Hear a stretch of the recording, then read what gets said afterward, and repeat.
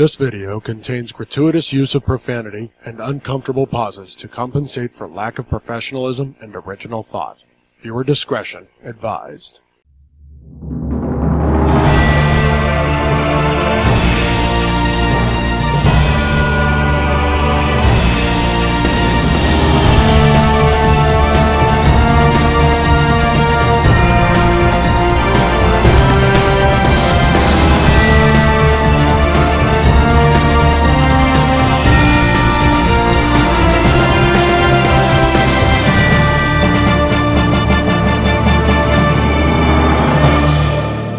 Coming to you live from the crossover crossroads, we bring you the Nerdy Manroom show with your hosts, Hassel and Monster.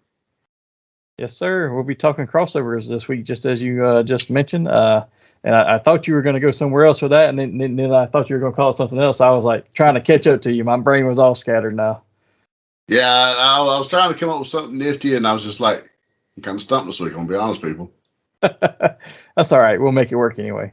But before we get into our focus topic for this week, which we are going to go straight into that and skip Geek Week again, we've had so much going on, both of us, from work and everything else. We just haven't had a chance to really do. At least I haven't had a chance to do a lot of Geek Week updating. So we'll go straight into focus topic. Before we get there, let's thank our sponsor, These Zone Collectibles. You can find them on the internet at thezonecollectibles@gmail.com and on Facebook at These Zone Collectibles, or in their store at 305 Main Street, Tifton, Georgia. Visit them for all your nerdy needs, from comics to Legos, trading cards, toys, games, and more. Help them support the local artist community by supporting their cause of bringing unity through community. Fandoms unite. And, well, I said we were going to go straight to focus topic, but I got to correct you on something, because I got to call you out on something you did today. Oh, hell, here we go.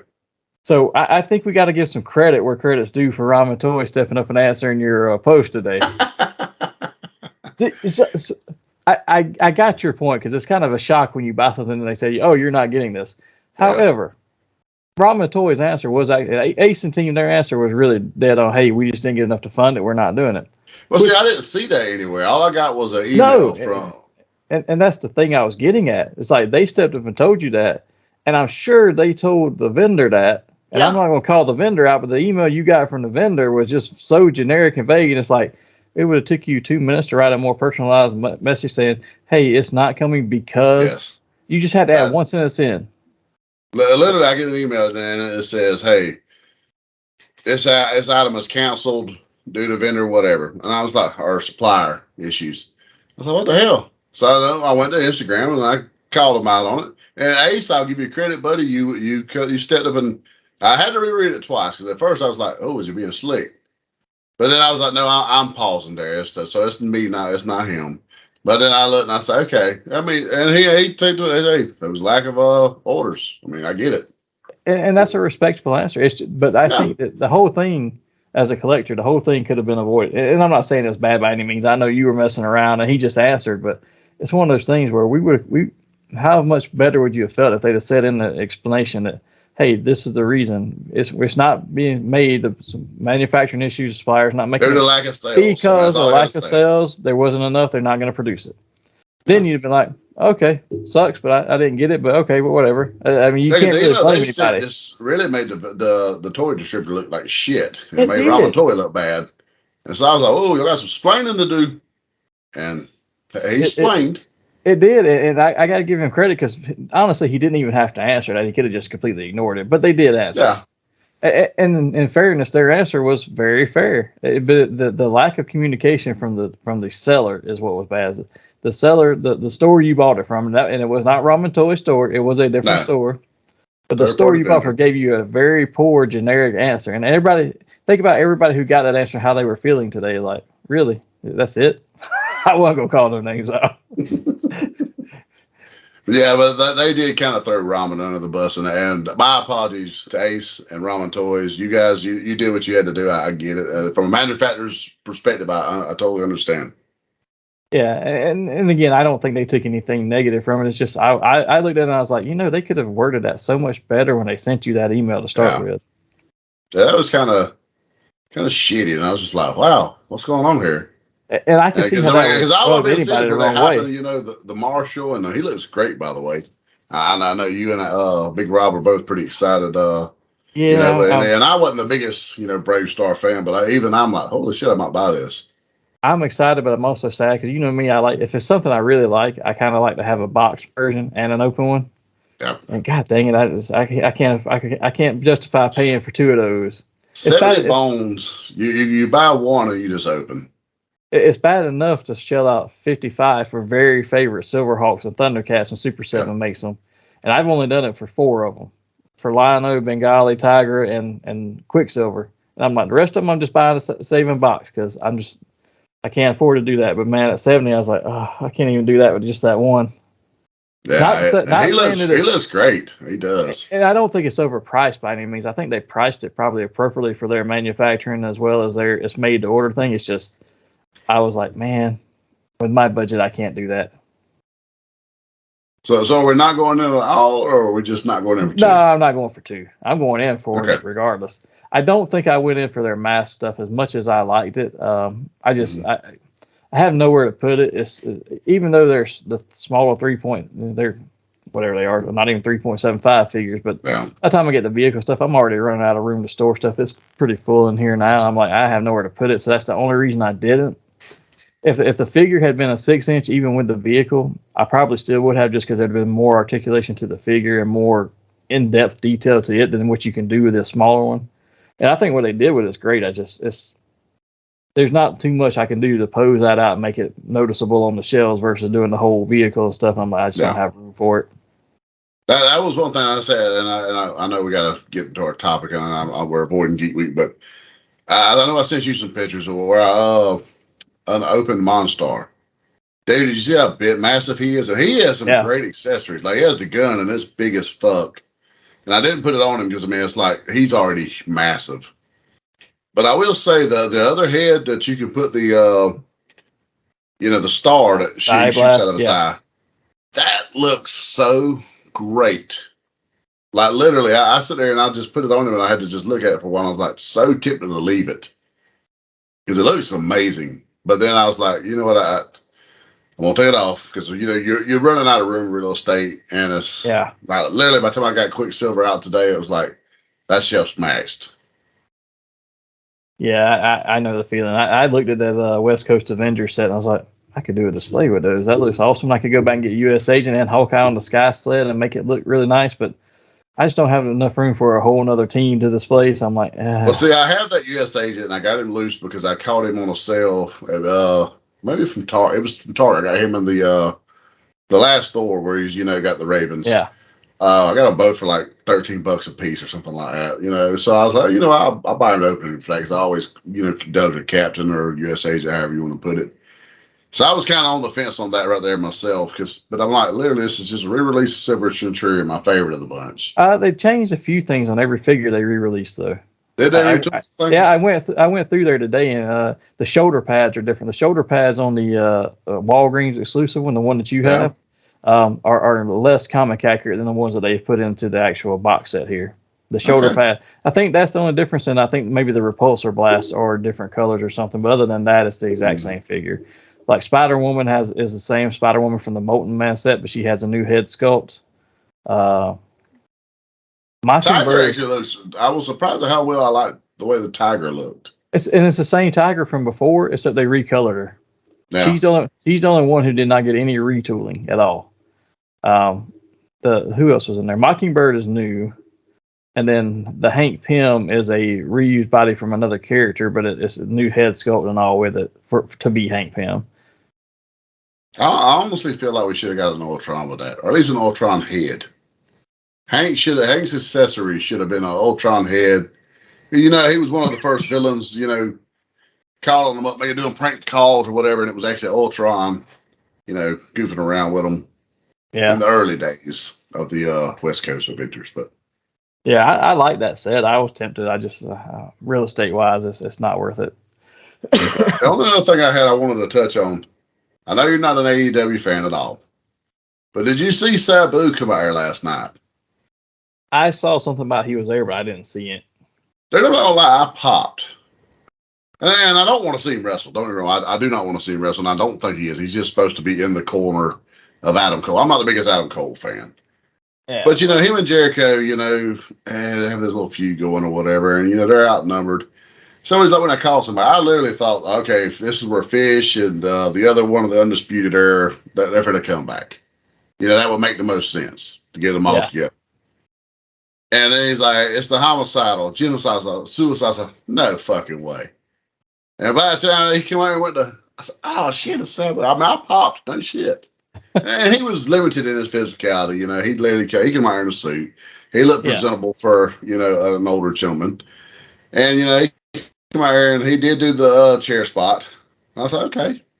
So I figure at the very least, he'll probably do the running off the rope through the table deal at the pay-per-view. I'm not going to rent the pay-per-view. I mean, I'm sorry, AEW. As big a fan as I am, I'm not giving you $60 to watch that one. I don't see enough on there to warrant. I mean, I see there's some good matches. Like the Pillars match, I think will be good. I just don't care enough about it, and it's very predictable. MJF's winning, and Punk's going to show. Or if Punk don't show there, he's going to show back up at the first Collusion. And he'll have his belt and be like, I never lost my belt. We'll see. There's still talks about them suing each other back and forth. Yeah, he's a little pissed off. He wants to bring Ace Steel back, but they did announce, and they waited to announce it this week, or last night actually, that the first episode of their new Saturday night show will be in Chicago. So we'll see. Yeah, I'll tell you what, too, and we need to get to our focus topic, but I will say that everything that I've heard from the recent weeks of Jungle Boy Jack Perry, dude, they need to drop that kid all of a sudden. Just let him go. Yeah, he's not that impressive to me. Well, not even that. Did you see all the stuff he did when they went to the UK? So they're trying to hype up that they're selling in Wembley Stadium. They've sold a bunch of tickets. We'll give them credit for that. But you see that they're trying to hype it up even more. So they go over to the UK to do some fan events. And everybody's writing into all these different podcasts about how he acted at the fan events. Like he didn't want to talk to people. He didn't want to be up on the panels. He complained on the panels, and they asked him about, his favorite wrestlers and stuff, what got him into it growing up. And he's like, I didn't watch it growing up. He said, and then he named off like the people he's working with as his favorite wrestlers and stuff. They're like, really? It got to a point. I guess he was on a panel with Ruby Soho and someone else. I think Anna Jay maybe, or someone like that. And it got to the point where folks just stopped even talking to him and asking questions. They were just asking the two girls questions and ignoring him. This is the first time I've heard about that. Because literally he was just on there 2 or 3 weeks ago, and he was making this big deal about how when he was 10, his dad built him a ring in his backyard so that he could start training at such a young age. And like he was just that big a fan at 10. He was, So that's wow. I didn't know that. Yeah, it was pretty harsh, and a lot of folks were like, they would go up to him for autograph and they would pay for autograph and photo op opportunities and get up there with him, and he would sign the stuff and tell him he's not doing the photo op. And one of the guys who wrote in on one of the podcasts I was listening to was like, he told the handler there, he's like, well, I paid for both, and the guy's like, sorry, he says he's not doing it, we can't force him to. He's like, so I'm just out my money. No, they gotta get my money back. Yeah. And the guy, I guess the guy said that eventually that someone from the convention did talk to him and give him the money back for the photo op opportunity part of it. It's like, dude, you're there to be there with the fans. If you don't want to take pictures, don't agree to doing it. Don't even go. You don't have to go to it. Well, the AEW, I don't think a lot of them have the choice. I think Tony, that's one of the mandates that Tony does. If you're at a event, you're pretty much bound. It's kind of like the early days of TNA and Impact. If you went to a show, you was guaranteed autograph and all that shit with, majority of the stars before the event. Yeah, well, they might want to check on one of their babyface stars who comes off as a heel in person then.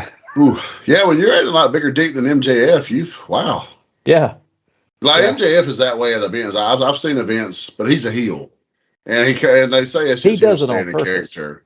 Yeah, but I've seen him like autograph people's figures and just throw the fucking figure across them. I'm like, holy shit, you just ruined this guy's. Like as a collector of me, I was like, you fucking scumbag, you just ruined this guy's MOC figure. But I get that he's staying in character, but this one is not. He's just going out on his own. But speaking of going out on their own, let's go to our focus topic before we get too far out into the rabbit hole and never get to it today. It happens that way. So we decided we were going to do another top list since we did one just very recently. This time we're going to do our top 7 crossover events. Now these can be intercompany crossovers, external crossovers of any type of media. It doesn't just have to be comics. I know when we say crossover, first thing people think is comics, but we said this could be toys, movies, TVs, comics, games, whatever. As always, these lists are completely subjective. There are choices. We will explain what we chose and why we chose it as we go through it, and we'll go back and forth between each other. If you want to share your commentary on our list or just share your own list, please feel free to do that in the comments. We'd love to hear from you. And I think, at least for me, I have one that's kind of in an order, and the rest of them are in no specific order by any means. Well, that's the case. You go first. I went first last week anyways. So.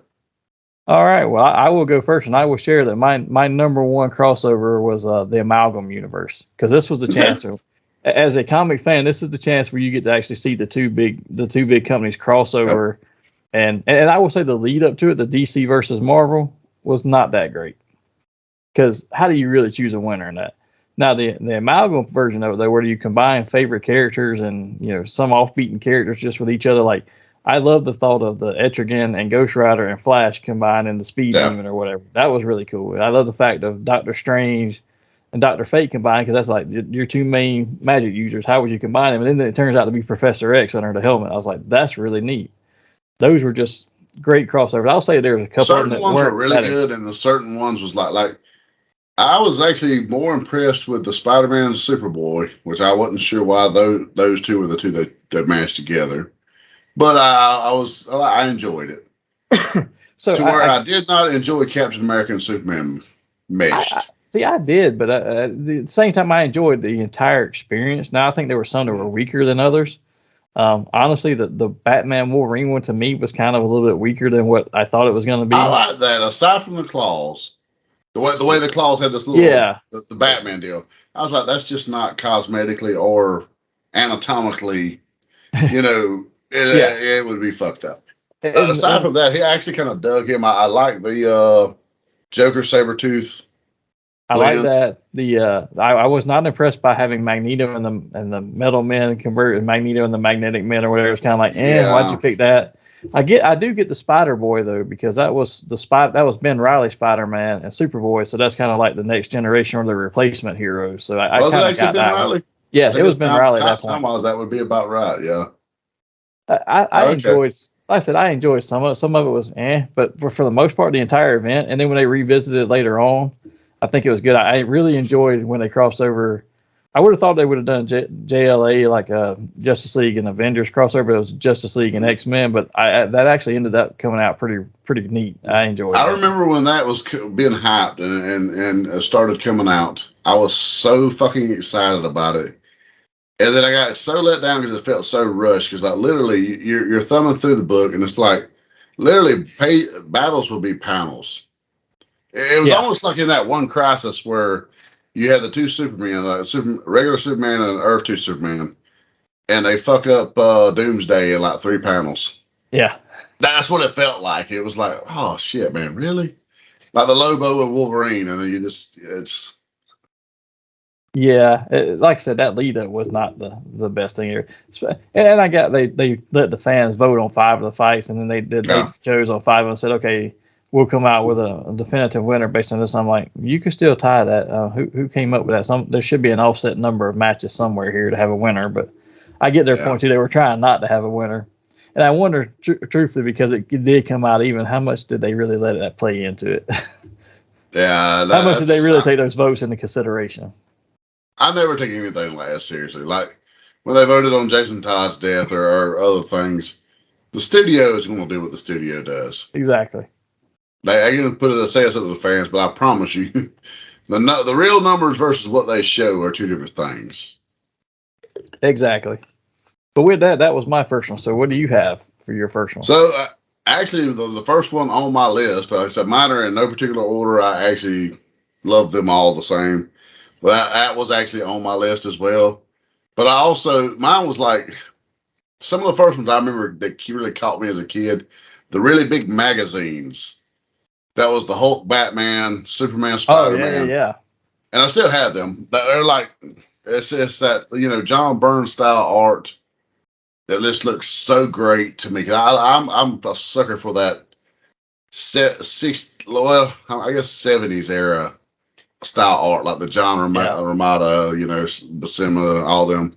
So I really love those books there. I mean, the stories that they're a little, but you know, that was kind of the top of mine. The Spider-Man, Batman. I don't remember if you remember that one. It was probably around '96. That wound up being a really good story, a much better story than what you would expect, because you had like Carnage and Joker in a few pages together. Like them two is just, you know, like, wow. I I don't want to remember that one say, as much. I want to say Mark Bagley drew it, and so I mean, it's to me, Mark Bagley is like, guys, I don't want to say he's the best Spider-Man artist, but for me, from my childhood, because you know, the probably early mid '90s, that's where he kind of kicked off, and like with a lot of the big Venom and Carnage stuff and those big Spider-Man stories, he was the guy for that. So to see him on that was really, really cool. The Teen Titans and X-Men, that was another one I had. That was a great story. Yeah, that was a good one. I have that one. So that was my Marvel DC, and like I say, I knew that the actual verses would come into play, as well as the Justice League Avengers. That they probably come about 5 years too late. Honestly, I will be honest with you. I chose Amalgam because I was trying to separate my list somewhat. I chose to put Amalgam in over Justice League Avengers, and I put that as an honorable mention because the story of Justice League Avengers was far, far better than DC versus Marvel. Do you feel it came a little later than it should have, though? Like, literally, it came, what, 2001, 02?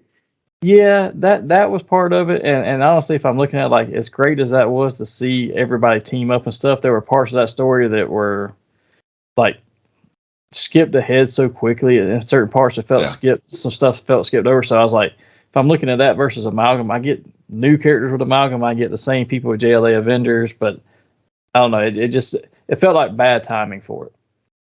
But on a quick aside, how cool would it have been if they'd actually done the swap that they almost did during that, where Martian Manhunter came to Marvel and She-Hulk went to DC? Yeah, I would have rather seen that. And I was actually trying to find who drew that Batman Spider-Man. All I can find is the author, which was DeMatteis, but I can't find the artist. Yeah, the art, when I was kind of glancing through, I'm almost positive it's Bagley. It may be. Because I know at the time, Dan Jurgens was drawing the Spider-Man, because he was drawing the Ben Reilly Spider-Man issues. But I'm pretty positive that Bagley drew that crossover. Yeah, he probably did. I was trying to find it because I couldn't remember. But moving on, my next crossover one. I am not a fan of this by any means because I just do not enjoy it and I don't play it. My child does all the time. But I got to give props to Fortnite for all the characters that they bring into that. All the crossover, because you could get on that game and play right now today, and you could have a team of people. One of them be an Anakin Skywalker, one be a Superman, one be a Wolverine. Then you could have LeBron James on the team. I mean, they got so many people. And I've so seen John Wick and Ghost Rider. I mean, that in itself is like, wow. Yeah, I mean, there's so many characters, and they keep adding. Like they just added this week, they just added Miles Morales and Miguel O'Hara from the Across the Spider-Verse movie just got added to it. And the way I've seen Spider-Man on there before. Like literally when we went to that gaming tournament last year, and we cut the Manroom show covered it. There was a kid that in the finals he was playing with a Spider-Man character.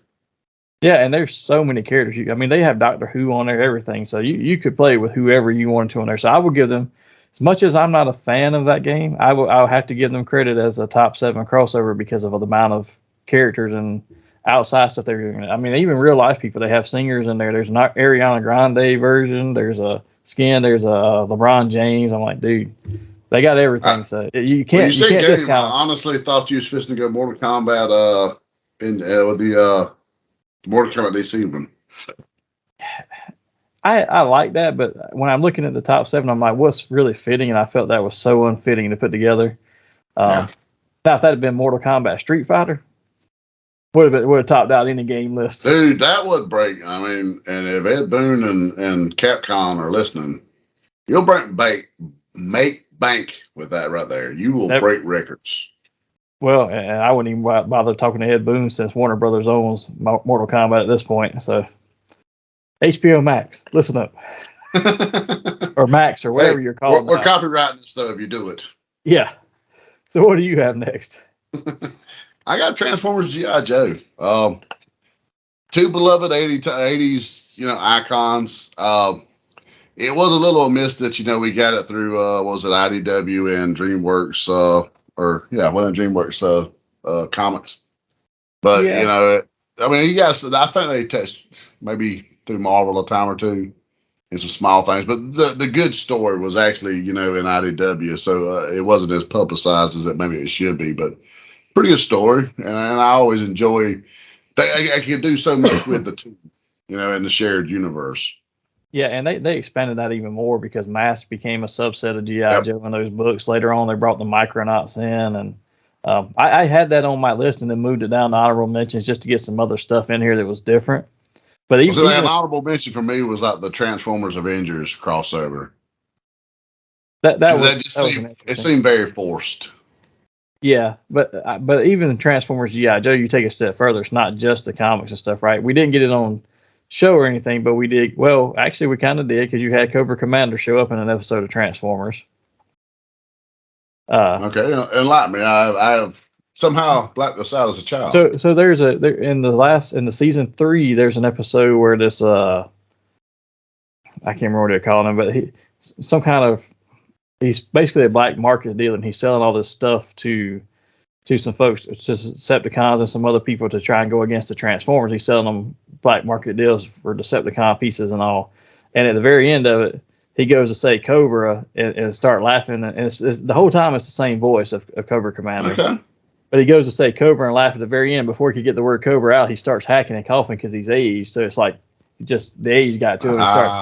So it was supposed to be him. And then they've verified that. But I also go to the toys, man. All the crossover toys they're doing each other now. And those are really neat, too.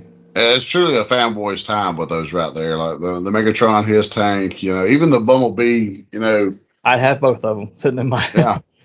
I will say this, too. In the first Transformers movie, the rumor was that they were going to... All the soldiers that were there, supposedly...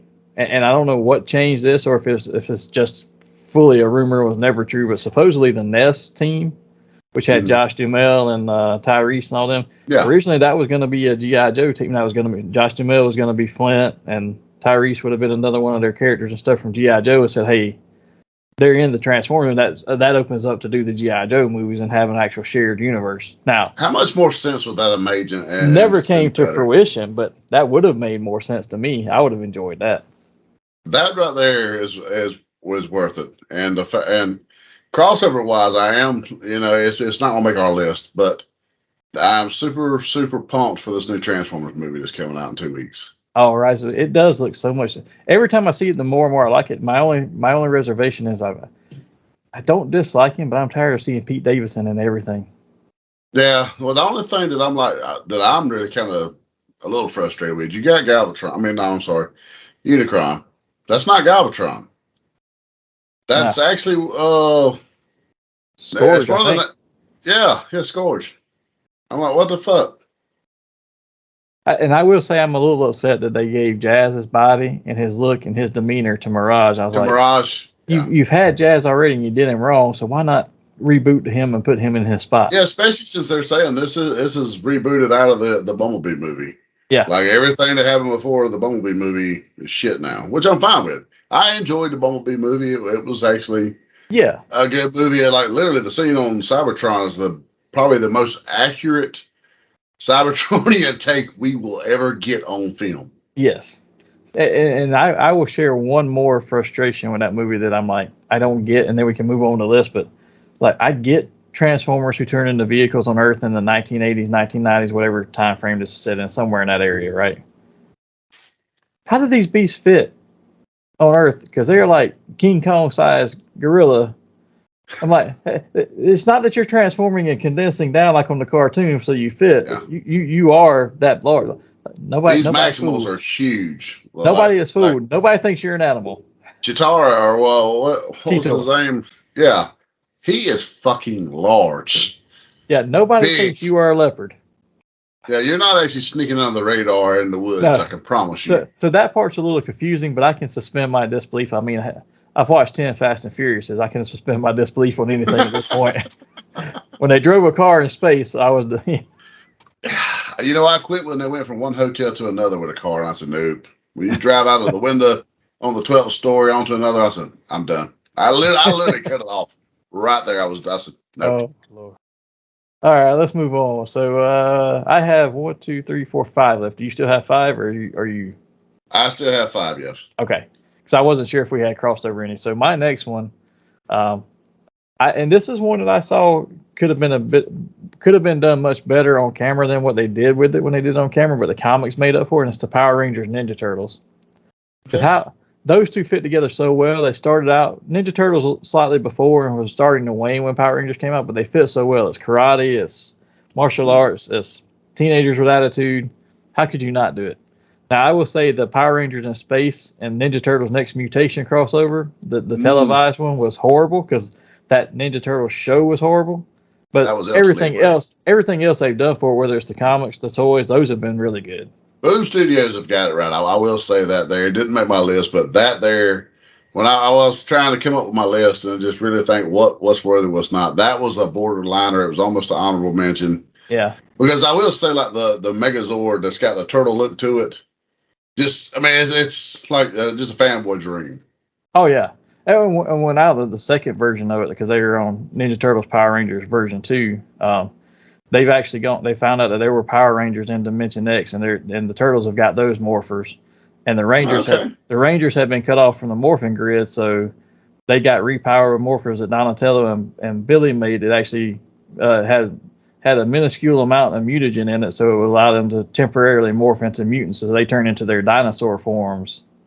What was originally supposed to be the original Power Ranger modes. So it's a humanoid dinosaur type form for him. But even Tommy gets a dragon. They're like, how do you have a dragon? That's not even a real thing. But it fit. But then the Turtles have the Dimension X morphers along with Casey, who has one of them. And I'm like, all right, now see both of them morph together as 2 forms. That's actually pretty cool. I might want to go back and get a trade of that right there. I've seen stuff online, and I will say, I wish I'd have really stayed with Boom Studios during the Power Ranger run, because I think I read like pretty much religious through the first run of Lord Draken. After that, I kind of fell off, and it was just because at the time I went to night shift and I didn't have time to continue reading like I did previously. And I really wish I'd have stayed, because I keep seeing things all the time like, shit, this looks so good, but there's so much I'd have to go back and buy. And their stuff is not cheap. Like it's selling so well that their graphic novels do not go on sale. No, I have not seen them on sale anywhere. I've been praying to catch them at like an Ollie's or something like that. They're never there. Even if you look on some of the sites that sell trades at a reasonable price or discount. Yeah, they're still full price. Never. Like it was at one time, I think I looked 6 months ago to somewhat catch up then, 6 months ago. It was going to probably cost me roughly about $145. And I was like, no. Yeah, I don't blame you. But with that, what do you have next? Spider-Man No Way Home. We got all 3 Spider-Man on the same screen at the same time. Not only that, you had Doctor Strange, which is cool. We got the Green Goblin back. You got so many of your shared villains. That was just like, it's the first taste of the multiverse. Yeah. That was like, dude, I was such a fanboy sitting there just geeking the fuck out this entire movie. It was like one after another. Like literally, I got excited when Andrew Garfield got, I was like, oh shit. But when Youth Pastor Spider-Man stepped through, I was like, oh, I never thought I'd been that excited to see Tobey Maguire ever in my life, but I was like, oh, it was great. So I will say that didn't make my list only because I left all of the MCU stuff out, because I felt like all of that was one big crossover event. I was like, it's great, but I feel like it's probably too big for this list to include it, so I didn't. But I will say this, I have considered, and the only reason it didn't make it now is just because I haven't seen it yet, but this Across the Spider-Verse movie. While I'm a bigger fan of Peter, and I'd rather see him, the amount of Spider-Man characters they're stuffing into that, they've got Scarlet Spider already showing that he's going to be in there. I've seen stuff for Tobey Maguire Spider-Man, or not Tobey Maguire, the Tom Holland Spider-Man is referenced in it, if not in it. They showed so many others. I was like, dude. Just like with the last one. I mean, I hate the animation style. That animation looks like just shit. That's why I was so surprised like with the first one. They were talking about how long it was taking to animate this movie. And I was like, how? This is shit animation. That shit, you should be able to cobble this shit together in 30 days. But the story itself is really, really great. And Yeah. I am a Miles Morales fan. I kind of hate how they try to make him a little more powerful than Peter at times. You get the vibe that they really want to push he's more powerful than Peter, and he's not. But he is a great character as Miles and Spider-Man. I like his different abilities he has. And if you hadn't seen the Spider-Man 2 PlayStation 5 trailer, go look it up. It looks fucking great. Like I literally just yesterday watched it back to back. I was like stoked. But I love Miles as a character, and so I'm kind of looking forward to that as well. So for my next pick, I'm going to jump to a completely different genre. I'm going to go Aliens Predators. That made my honorable mention. I think the story was very poorly put together for those movies. That was why it made an honorable mention for me. Which is what the concept. The concept itself is because literally, if you think back to when the first Predator movie hit, Aliens was already established king at this point, and Aliens was still a very serious brand. Oh yeah. And when the first two Predators come about, I was like, "Oh shit, this is great!" And then immediately fans were like, "We want to see them. We want to see." It's Ultimate Hunters versus Ultimate Killers. Yeah. I mean, how do you not enjoy that? And I think that this probably been, and I'm sure there's some comics out there that have probably portrayed it better. It was just poorly portrayed in the movies they wrote. The scenes in the movies and the effects and stuff was not bad. It was the actual plot line. It was like it was just non-existent. And the humans. When the first movie was PG-13, and the director was the guy from the Mortal Kombat, the second Mortal Kombat movie. Yeah, I can't think of who it is. I know. His name escapes me at the moment. Shit, I know his name, but he is known for either like being really good or trash. And he was trash on that right there. Like when this lady gains the respect of the Predator to battle the Queen. No, with a spear. Now I will say that the what was it? What was the second one they done? Was it AV? Was it still AVP2 or something like that? Maybe might have been. I can't remember the titles. But that one actually wasn't all that bad. You know, it's actually set on Earth or in a metropolitan area, and it was really cool to see the Pred alien that you got teased at the end of the first one. Now he was a beast. Now he was a bad boy. That was kind of cool. Yeah, but I can't see how you don't have that somewhere in the list because, or even as an honorable mention somehow because it's your two ultimate, killing machines. You got to have that. It was on my honorable mentions, and it was only because of the story that they put. The scripts were terrible. I'm just put it that way. Yeah. I gotta agree with you. So what do you got next? See, everybody take a drink because I made him do it at the same time I'm talking. That's a double shot, boys. I got the Universal Monsters versus. I know we talked about this last week, but I mean that I still look back fondly upon these movies. The first major movie crossovers, and like just Frankenstein versus Wolfman. I just look back so fondly on that. Like I'll still watch that every so often. They'll put it on. I want to say it's on Peacock. Yeah, and they'll show up on there, and I just anytime the old Universal Monster movies come on there, I definitely watch all the verses every time. I just love them. They're great. I can't blame you on that one. Since we're in that realm and we've kind of stayed over here, I'm going to stick to that realm too of the somewhat horror section, but the Supernatural Scooby-Doo crossover to Scooby Natural. I'm a huge Scooby-Doo fan. I loved it as a kid.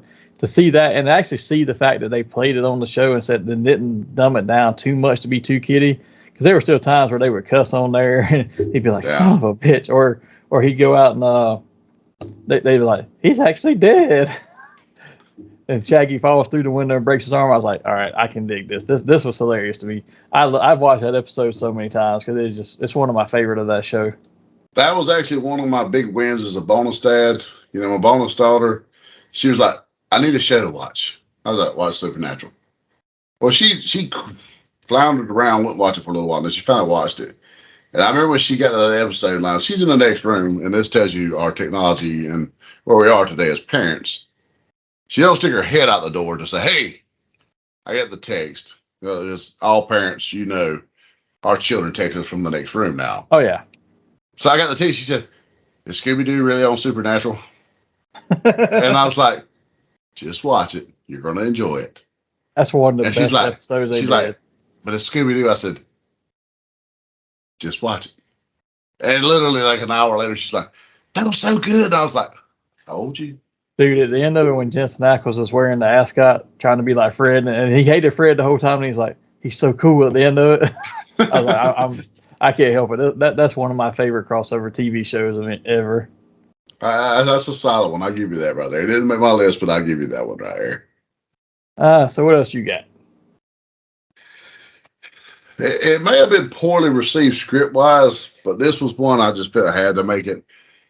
Superman versus Batman, Dawn of Justice. Hype alone, I don't care who you are or what you say, or what you think afterwards. Every one of us was so fucking pumped when this movie was not only announced, still started coming out, and you're seeing Ben Affleck in the fucking, old school Frank Miller armor. You're like, holy shit, we're finna get it. It's really gonna get it. And don't get me wrong, I'm a huge Zack Snyder fan, but he has some plot holes in this. Like when he says Martha, and it's like, oh, come on. The way they done Doomsday, I was like, you've got the green light and a huge fucking budget. Do Doomsday right. Do him right. And I will say this, and I was fine with the Zod Abomination type Doomsday. Okay, I'm cool with that. Because we can't really get into the whole millions of years of shit. I get it. Yes. The way they made him, I was fine with that. Look. Give him the right look. As that being a crossover too, the fact that Wonder Woman shows up and then you have the whole Trinity in there. Yeah, that was the first time we got the DC Trinity. The only thing that I actually enjoyed that movie. The only thing that bothers me about that movie at all is the whole Martha thing. Like that, yeah. At this point, you should just basically said, "Yo, mama," and be done with it. Yeah, the fact that the Batman had such a hatred for Superman, which is typically any comic book fight. That's how it is. It's always a misunderstanding, and two heroes are battling, and then they usually unite against a villain, and you get the happy ending. So I was cool with that, but the liberties they took with Doomsday's cosmetic look was just, it was uncalled for. There was no reason not to give, especially as close to Zach was with all the other shit. Like, Zach's a fanboy, and he stayed so true to some other things. So I don't know, maybe I know it's rumored that, he had some battles with Warner Brothers during the time, and that's when he finally just like, I'm sick of dealing with this shit. But I don't know. I mean, that's really the only reason that I really flaw this movie, that and the Martha part. But all of us were like pumped when this was announced. If it had been a difference of him saying, okay, Batman actually figuring out this is actually just a genuinely nice guy and he's gonna do the right thing no matter what, because that's how he is in the comics, right? He's figured out. He may not always agree with everything he does, but he's like, he's nice and I'm not. So, but the whole just because we got the same mom's name. Okay. I will say the only other time that it was a little better dynamic between the two is in the one episode of Justice League Unlimited with Captain America, with Marvel, where he's like getting on Clark's ass. He's like a little hard on the Boy Scout. He said, "Well, I thought I was the Boy Scout." I did too till I met him. And they're like, "Why do you like him so much?" He said, "Which have you seen that they have moved that to Netflix now?" Which surprised me because it's on Max too. Yeah. Wow. But, yeah, it's on Netflix. 'Cause I saw it on there the other day. That's one of the was a Clash. That's one of the best episodes of Justice League. Oh yeah, you hadn't saw it. It's great. Sticking with the animation while we're on it though, my next one is Hanna-Barbera's All-Star Laugh Olympics. Oh man, that escaped me, you bastard! That's a great one. I came up with that one last minute before we started talking today. I was like, oh crap, I forgot about that. But I mean, all the Hanna-Barbera characters in that one cartoon competing against each other in sporting events. It didn't really make sense for the sporting event aspect of it. Seeing all those characters together that's really the first major crossover like that I remember where it's like, oh, these guys have never talked before. Yogi Bear's never talked to Scooby Doo before. Now all of a sudden they're together. And yeah, like the dastardly villain and all from like the old school. Like him Yeah. and the daughters, I was Dastardly and Muttley, yeah. yeah, I was like that was so cool back in the day. I mean, I would enjoy that now. I hadn't seen it in years, and I would still enjoy that. I haven't seen it in years, but I'm gonna have to look it up on Amazon because I'm sure it's on DVD It's in the gotta be Warner on Brothers something. store. And sure someone drop it in our comments. If you know what platform it's on, drop it in our comments. Oh, not even and educate platform. us. I'm sure that the Warner Brothers store has it for sale on DVD. I'm thinking about just buying it. I mean, I do that with everything else, like Brave Star and all the others. I just find them on the Warner Brothers store. And Dude, I'll be honest. I own so many DVDs and I still buy them. But I'm so fucking lazy to get out and actually put it in the PlayStation to watch them. Yeah, I will search for 30 fucking minutes to go from platform to platform to see. And I'll be like Googling on my phone, what platform is it on? But it changes so fucking much. It's like it'll give you bad information. And then I'll finally wind up caving and putting the DVD in. But I'll waste 30, 40 minutes and I have trying the to disc, find it. and I make sure now I buy the disc with the digital code so I can pop the digital code in so I don't have to get the disc out. But I'm like, if the internet goes out, I can still watch stuff. And I buy everything anything that's a Marvel or a DC movie, I still buy it. Like I'm waiting. I waited until this week for Captain or Shazam 2 to drop so I could order that and Ant-Man at the same time and get them delivered. So I'm just waiting on them to show up at the house. I'm actually planning on watching Ant-Man and the Quantumania during the 3-day weekend this weekend. That's actually one of my goals. Shazam 2 is also on Max. Okay. Well, there we go. Double feature. And John Wick just hit digital today. Or the next week. I'll pay $14. Either this week or next week. I can't remember what week he hits digital. That's no problem. I think that Mario both just hit the digital release for rental. And I'll pay $14 to watch them at home. I mean, I'm going to buy them anyway and just put the code in. So that's what I do, but that's why I don't watch them at home usually. But I do have to watch Air this weekend and something else. There was something else. Arnold Schwarzenegger's new movie on Netflix is on. Fubar. Is that a movie or is it a series? I thought it was a movie. Maybe it's a series. I thought it was like a mini series, but he did go on record to say it is technically the sequel we all wanted to True Lies. So it's listed as a film. Okay. Just looking at it real quickly. I haven't watched it, but I knew it was coming on there this weekend, so I think it's already on there. Fubar or something. I think the name of it. Fubar. Yep. Yeah. So I guess you got 2 left. I've got 1 left, right? Yep. And I'm actually going into the realm of comics again. 0 Hour. DC 0 Hour, dude. I loved it growing up. And I know it's not like property. Yeah. But it pulled everything in the DC universe at a time. And you got like different timelines. And dude, I remember I wasn't like I was always a Marvel kid growing up.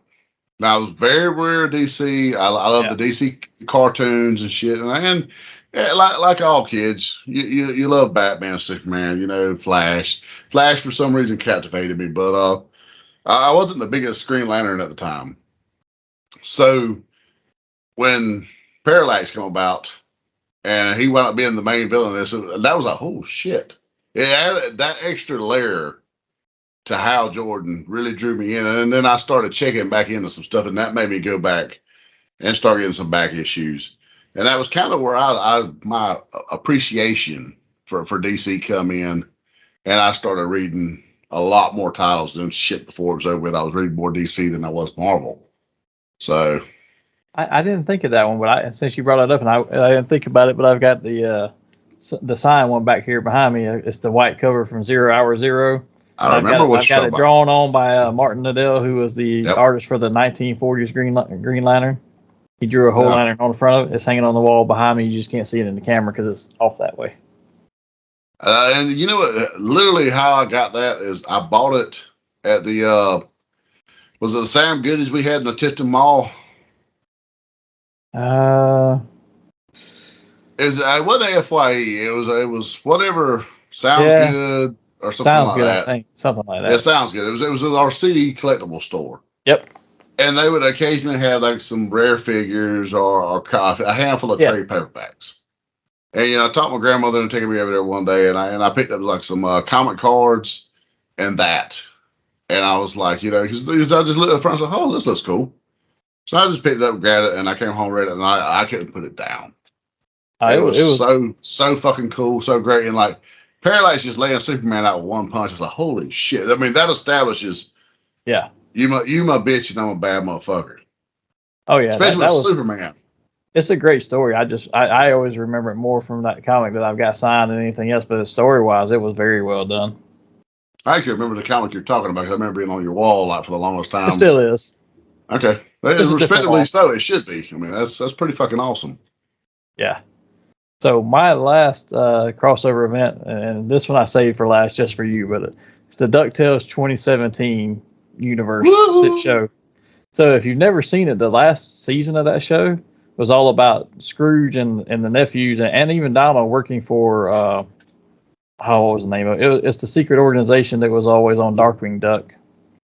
Foul or whatever, or they're going against Foul, which is the bad guys, and they were the secret organization. But you have Darkwing Duck, you have Gizmo Duck, you have Chip and Dale's Rescue Rangers show up in it. You have they don't get gargoyles for whatever reason, but they have a horse that was apparently a gargoyle horse that had been around when it was a statue and like a thing, but all of a sudden it comes alive just like and it's the voice of Goliath, and he's like, I live again, and then he gets turned back into stone, and then he comes back a second time in the episode, and he's like, I live again. You know what? I haven't seen that. Actually, that sounds pretty good. Actually, go back just the last season when they show all that and show all those characters cross over, because every Disney Afternoon character that you used to have in the Disney Afternoon cartoons is in that. Baloo and Kit Cloud Kicker show up from Tailspin. You have you even have Bonkers, the little police cat that had the short-lived TV show. He shows up in there as a member of the team too. Like they're all together and having the fight against the evil organization Foul. And they have all the villains that they had from Darkwing and some of the ones from DuckTales as well against them. On a random note, I will say I enjoyed the Chip and Dale movie far more than I should have. Dude, that movie was hilarious. Like literally, I was like, I was trying to find a way. Like I was like trying to make sure the Gremlin was going to be here that day. I was like, I think the Gremlin would really like to watch this. And I even found like a quarter of the way into it, she said, you really just wanted to watch this, didn't you? I was like, yeah. But I was like just busting every time I turn around. It was so well done. And then you had the GoBot, or who was it, Transformers that was in it or something, but sad Sonic. That movie is really great. If you haven't seen it, people go watch it. We highly recommend it. Yeah. But last note on the DuckTales, I'll give them credit for what they did with that crossover, with having all those characters come in and be a part of the same shared universe. Because you knew Darkwing and DuckTales was, but they really never touched on any of the rest of them. But this was a chance for them to do all of them together, and especially Scrooge McDuck being voiced by Doctor Who, just that gets me every time. So, because David Tennant was Scrooge. Okay. Well, I'm gonna have to go back and actually watch this now. I think it's something I can watch with the Gremlin other than Rangers.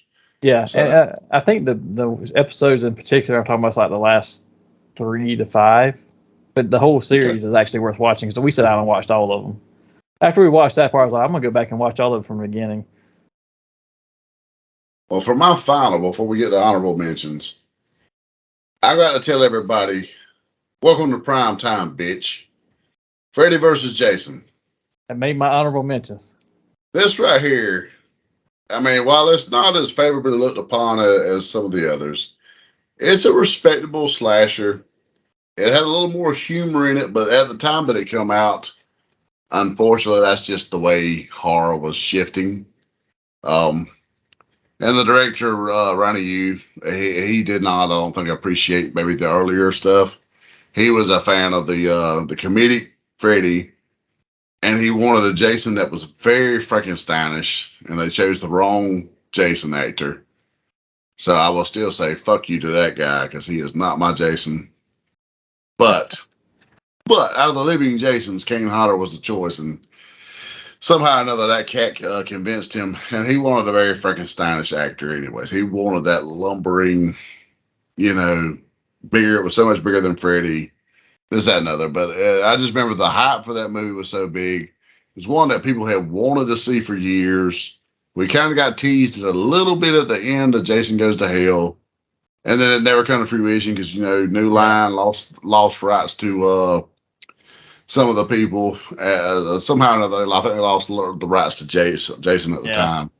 It reverted back to Paramount. And So, we stalled out about 6 years.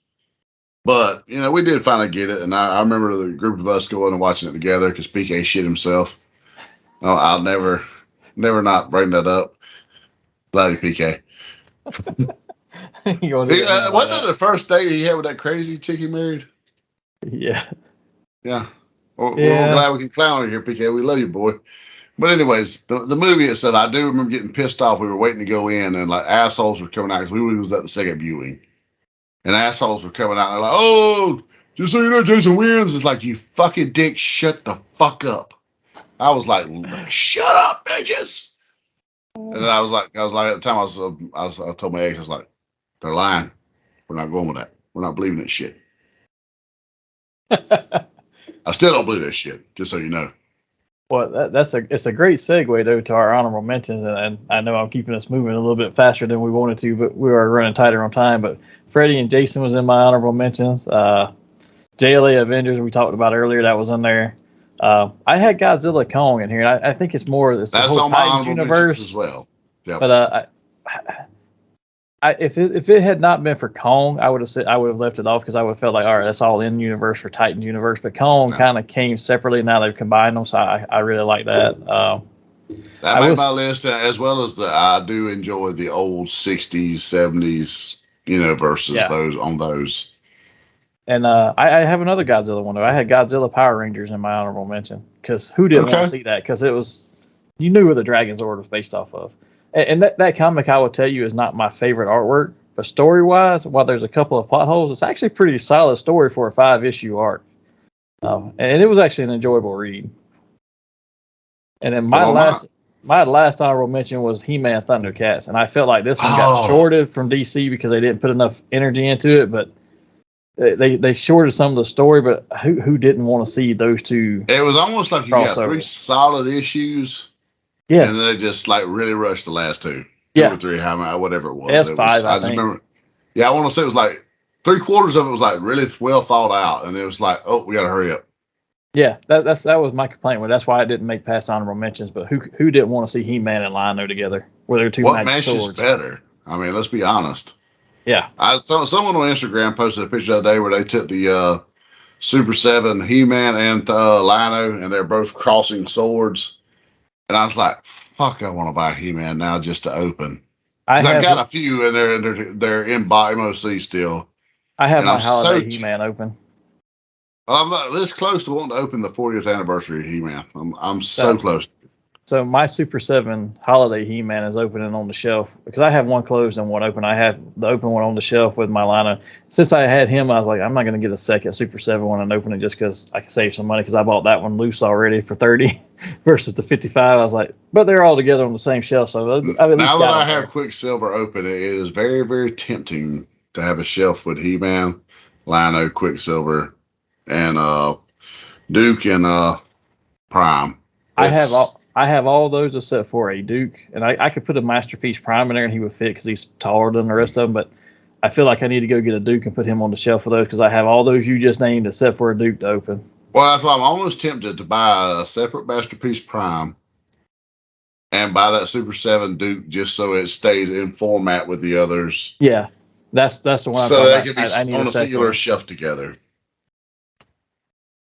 Right. So sorry, I interrupted yours. So go ahead. Sir. No, you're good. I mean, I had Kong versus Godzilla, and like earlier we mentioned Alien versus Predator, so we'll skip over them. The other 2 I had was the original Secret Wars from Marvel, the original crossover. Yeah, that right there was just game changer. So much of Marvel Universe changed. I mean, Doom beat it beyond her. And almost you thought for a minute he redeemed himself and become a good guy. Then he wound up being a piece of shit at the end like he always is. Venom is born from this right here. You get the symbiote Spider-Man. I mean, so much stuff in the Marvel Universe changed around that right there. It was like the first huge, big, mega event and crossover. I also give them a lot of blame, too. Because as great as that was, and the fact that I like those crossovers like that, now you're having 3 to 4 a year crossovers like that, and they interrupt the regular story. Like, you get 2 issues of this storyline, 3 issues of this crossover storyline because we got to make a tie in to the event that's going on. Then we'll go back to this storyline. So it takes them 2 years to tell one simple story that could be a 3-issue arc because of all the crossover events they have. And as big a fan as we all are of the crossover, I really wish they wouldn't do even one a year. They're doing multiple a year at the moment, unfortunately. But yes, I wouldn't even do one a year. Like DC a couple of years ago, they had said, "Oh, we've had the last crisis. We won't have another crisis for years." And then they went into this Darkest Night and all this death metal shit that they've had. They just changed the name off of Crisis. Yeah, it's the same. I mean, literally. If I took over as editor-in-chief tomorrow of Marvel or DC, either one, we would not have a big event like that for 3 years. I would leave a 3-year gap between that, and then we could have one every other year. I think that's a good format. Total universe-wise, I would agree with you. Like every other year would be great.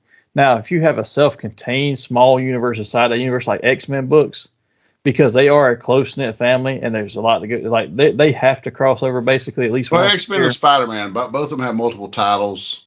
Those you could do those annually. Yeah. Annually. And which leads into my last honorable mention, Executioner's Song. The greatest X-Men crossover of all time to me. I purposely left that one off as well as Secret Wars just because I was like, if I put these on, they're going to take over everything else. So yeah. I was trying to get a variety of stuff, which is why I left it out. I was like, I got to limit myself on the comic stuff. It was hard to skip over Age of Apocalypse and Onslaught as good as they are. But to me, Executioner's Song, if you've never read an X-Men title and you never read any, pick that up. Those 12 issues are just fucking magic. And it's not overdone. There's not like 30 something tie-ins to it. It's like 12 issues across the X-Men universe, but it's just so fucking good. Yeah. But with that, let's move straight into Nerd Out. For anybody who hasn't been here before, this is the part of our show where we ask random questions centered around the topics of the day. We respond with no prep time. Please feel free to expand upon our answers in the comments below or provide your own answer to the questions. And Hassel, I will tell you that usually I prepare at least one or two. I prepared like 3 different ones today because I didn't know which one you were going to take first. So I had 2 just in case. So let's both, if we don't have the same ones, then let's both do 2 of them because we got a little bit of time we can share in here. So I will go first on the first one. So since I went first on the other stuff, but what's one crossover you want to see happen that has not happened at all yet? Okay, so that was one of my questions. Actually. All right. So I'm prepared for this. I have 2 answers, and since we said we'd do 2, and we both had the same question off one of them, I won't give both my answers. That's fine.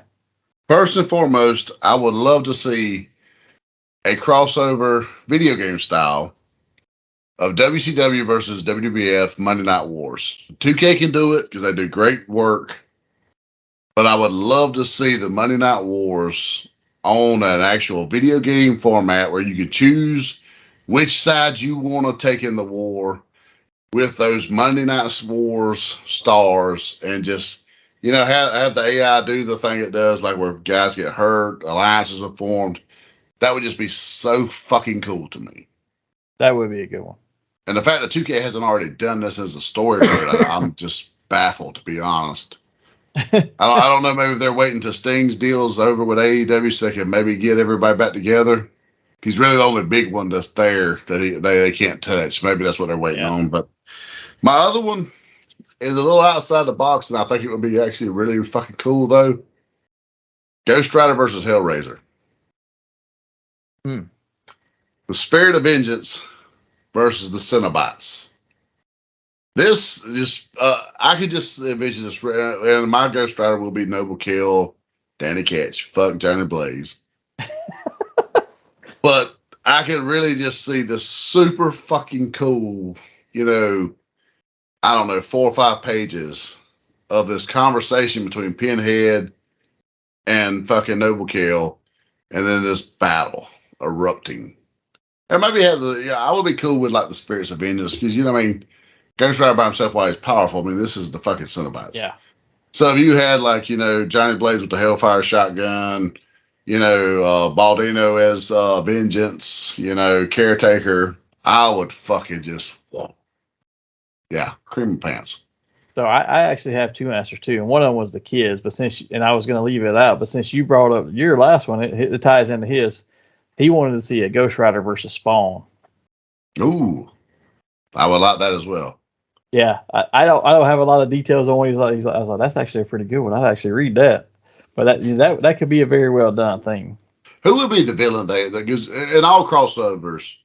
Especially if you got two heroes like Spawn, and they start out for a few issues battling, then they come together to unite against a villain. Who was the Malbolgia? Is it Mustapheles? Is it I feel like Vindicator? I feel like you find out that it's because he is a universal being that you find out that Mephisto and Malbolgia are the same person. He can just change his form when he's in different universes to affect them. I like that actually. That sounds pretty cool. I like you tell the Oyster. Uncle Hassel was proud of him. So besides that one, my pick was, and this is probably an off the beaten path one, but I don't know if I'd like to see this as, maybe this would be better done as a live action movie, but I would like to see G.I. Joe done and have the A-Team be an undercover unit for G.I. Joe. Ooh. They're framed for the crime they didn't commit, so they could be on the outside as mercenaries, but they're actually part of the Joe team. Ooh. I like that. I don't know where I came. I was like, G.I. Joe and A-Team just sounds like a good fit. It's military. How good would a scene be with Shipwreck, Alpine and Bazooka, and Face, and Murdoch? Yep, Murdoch. That was the name that was escaping me, but I can just see these five having this, just like a poker game maybe between them. Yeah. So I thought about that, but I also thought about this. If you did it animated, what would the scene be like if they had to put on a fight or had to fight together, and you've got Mr. T and Sergeant Slaughter? Ooh. You'd have to do it animated so they could be in their prime forms. But man, think about the two of them against the fool. Come here, against a horde of bats. And how good would Duke? Because I'm leaving Hawk out. Because let's face it, Duke is our leader. Hawk was namesake only to me. Yeah, we got Duke and BA, not BA. Hannibal. Hannibal. There we go. Yeah. So that would be. Oh man, like them two trying to be in the background, just like arms crossed, watching all the knuckleheads do the stupid shit. Like, how are we gonna get this show on the road? And even if you didn't have Duke, could you not see how Flint would be so rubbed wrong by Hannibal's setup for all his plans? And Flint's a straightforward type guy. That would be an interesting dynamic to see too. So you said you had another question too, though. I do actually. All right, if you had an Avatar-sized budget, what video game would you adapt? Oh, does it have to be live action, or can we do animated? Any. I mean, if I'm doing Avatar budget, I'm doing live action. But if you prefer animated, that's fine.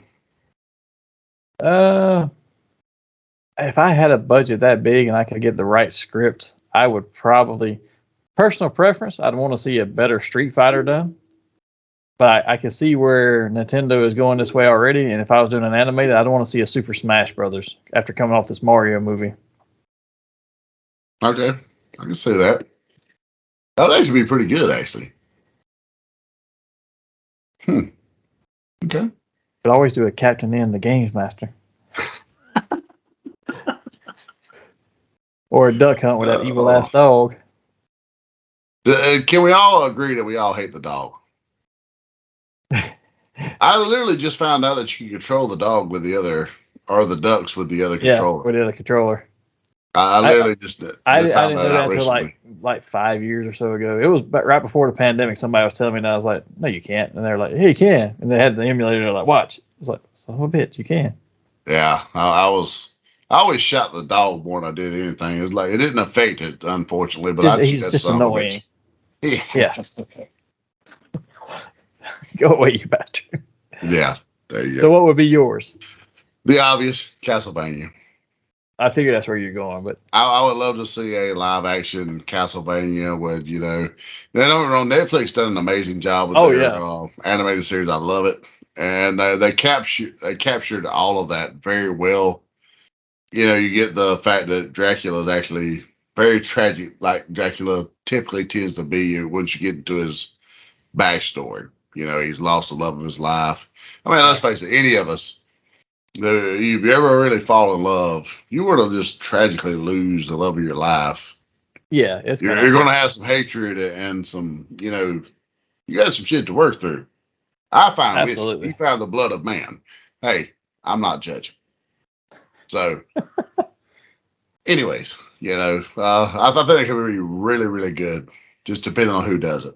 Well, and I think if Netflix, even if Netflix did it as a show and did it the same way they've done The Witcher, I don't see why they couldn't make that work. That would be really good. I get behind that.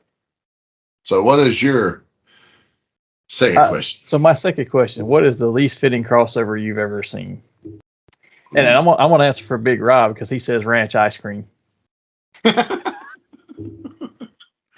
know what? I'm not in disagreement with that right here.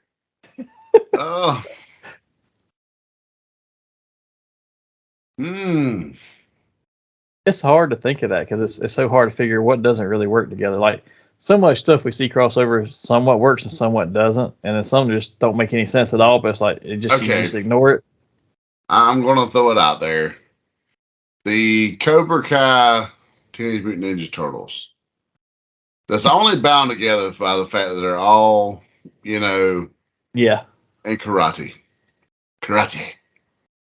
Yes, I will say nothing seems more forced to me than that. There, because as bad as the Cobra Kai Power Rangers part is, they kind of make sense a little bit more into that right there than I can Cobra Kai Ninja Turtles. Same way with the Power Ranger Street Fighter. It's like it kind of makes sense, and I can kind of see it, but it also doesn't work. Yeah, I will say that my Ninja Turtles are involved in mine as well, and I had a choice between two things. Two of these really got to me, so I'll share both of them. But the one I think is the true one for me is the Stranger Things Ninja Turtles crossover toys. Like, why? That makes no sense to me at all. Not the least bit. So I can't comment on it other than the fact of why did we do that? Now, as much as I love the Ninja Turtles, they're losing it upside down. I'm just telling you. The Demogorgon will fuck them up. They're not equipped for that. And I will say my other choice that I chose that one over was the Power Rangers Justice League crossover. And I want to say I enjoy that because I like superheroes together, but let's be realistic. When the Power Rangers come up against the League, not a single one of them is defeating Batman, even with their armor on in combat. And what are they? They fight for the first two issues like they always do. What are they going to do to Superman? Realistic. Nothing. Not even your Megazord is going to affect this. Their chest is going to explode with sparks, and they're going to lay on the ground and crawl. Yeah, that's what they're going to do. That rather than pain. I have all 5 issues of that, and I read it, and the Brainiac part of it kind of made sense when he came into it as the villain and stuff, but the rest of it was just very forced. As Mr. T. S. Clubber Lang said in Rocky 3, pain. Yeah, that's what we got, people. Oh, with that gets us close to ending up for today. Before we leave, I will say our crossover we created years ago would still be very good in the Power Rangers Landers. Oh yeah, the Sand People. Well, we went through that, so I left that out of here. Oh yeah, that's why I did as well. But hey, that's beyond an honorable mention. DC, get your shit together. Speaking of honorable mention, though, let's give some shout out to some of our friends before we get out of here. Mr. Wes Hartman, comic creator of DC and Marvel Renown, and you can find him on his own Cosmic Roots imprint studio, where they have series like The Savage Sasqanaut. Check him out on Facebook at Cosmic Root Studios or on Instagram at The Sasqanaut, and on his website, www.wes-hartman.com, where you can order all copies of his comics and trades. Mr. Chris Daly, the host of the Fueled by Weird podcast, which I still have not had a chance to check what he changed the name to, but I'm pretty sure it's still Geek Nation. But make sure you look up where his podcast where you can, and we will get the name right on the next show because I will look it up when we get done here. But right now, you can find him on Instagram at Fueled by Weird and on his podcast wherever you find your podcast. Don't forget about diorama builder and toy customizer Seth Stafford. You can find him on Instagram at Trophy Hunter Toys. Our friend, content creator, and autism activist, Miss Mandy Lynn, a.k.a. Kushimama. You can find her on Instagram at Kushimama and on YouTube at Doodle's Toy Report and her new channel, The Collector Sector. And I think, if I'm not mistaken, she's taking a couple weeks off on the collector sector, but they'll be back with new episodes pretty soon. She's lining up the next guest stars. Don't forget about August Aguilar from Strange Film Studios. Keep an eye out for their newest project, The Gift, which I saw that they finished wrapping up the final shooting last night. Was it? It was last night, right? Because I remember seeing it on their Instagram. It was last night. I've been seeing like in the last couple of days where they've been winding down and whatnot, and some of the stills look really great from it. And man, it's got every fanboys with Ginger. So hey, you have to go there, but okay. Also, check out another one of our content creator friends, Mr. James B. Jefferson, creator of Warrior Island. You can catch updates on the comic and the movie adaptation on his website, warriorisland.com. And of course, our extended, I can never get that word out right, extended Nerdy Manroom family member, Big Rob. You can find him on his new channel, Big Rob's House of Entertainment and No Chinese Food, where he drops new reviews and unboxing of items and shares stories from life on the road and recently a lot of movie reviews. So make sure you go check him out. And while you're seeing about all of our friends, don't forget about our sponsor, These Own Collectibles. You can find them on the internet at theseowncollectibles@gmail.com and on Facebook at These Own Collectibles or in their store at 305 Main Street, Tifton, Georgia. Visit them for all your nerdy needs. Help them support the local artist community by supporting their cause of bringing unity through community. Fandoms unite. And I think that covers all of our friends, but Hassel. Tell everybody where they can find us too. YouTube. We're literally, as of today, 6 subscribers away from our goal. We're getting there. 6 subscribers. So we got a super nice gift to give away at our goal. So now who knows what we're going to do at the next goal? But YouTube, Roku and Fire TV via Spotlight Media. You can find us on Twitter at Nerdy MR Show. You can find us on Instagram, Nerdy Manroom Show, and you can find us on Facebook, House of Hutchinson via the Nerdy Manroom Show. So that's a mouthful. and a memory gap somewhere in there. Yeah, I had to reboot. After a while, they all run together. Yeah, I have to reboot occasionally. Our social media gets to run together. Well, with that brings us to a close today. Join us here next time as we're going to rewind and review Transformers, the movie from 1986, the actual really good one. Until then, live nerdy and cross on over to the other side.